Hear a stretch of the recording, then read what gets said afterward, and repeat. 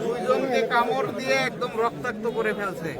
এই যে গাছটার সামনে নাও, গাছটার সামনে নাও, লাইটে রাখো, লাইটে রাখো। একে ধরতে যে কামড় দিয়ে ক্ষত বিক্ষত করে ফেলছে।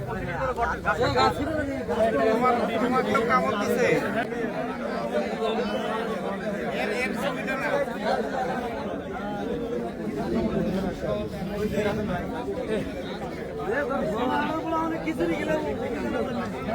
আরেকবার দেখো, কয়টা কামড় দিছে তোমাকে?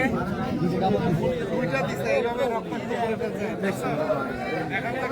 ভালো ট্রিটমেন্ট দেওয়া লাগবে। ঠিক আছে।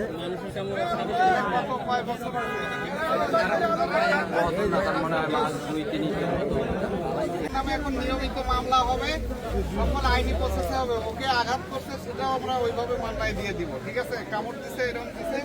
আর যেহেতু তারা আগে গেছে যে আমরা যৌথভাবে এটা অপারেশন করছি। ঠিক আছে, তো এখানে বাদী পুলিশ কোনো সমস্যা নাই, কিন্তু এটা কিন্তু যৌথ অভিযান, পুলিশ একা করে নাই। কিন্তু আপনারা দেখছেন তো, যারা আগে গেছে, যেহেতু বর্ডারে আমরা যাইতে গেলে সমন্বয় করতে হয়। এটা আলাদা একা বলার কোনো সুযোগ নাই যে পুলিশ বা এরকম কিছু না। ঠিক আছে, আর দ্বিতীয়ত কিছুক্ষণ ফর্মালিটিস আছে, তালিকা আপনারা সই দেন।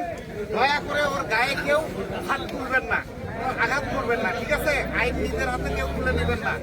আমরা যেহেতু আসছি, ওকে আমরা নিয়ে যাবো, থানায় নিয়ে যাবো, মামলা হবে এবং সবকিছু আইনি প্রসেস অনুযায়ী হবে। ঠিক আছে, আচ্ছা, ও বসে থাকুক, ও পালাবে না, ওর পালানোর কোনো সুযোগ নাই। গাঁজা গাছ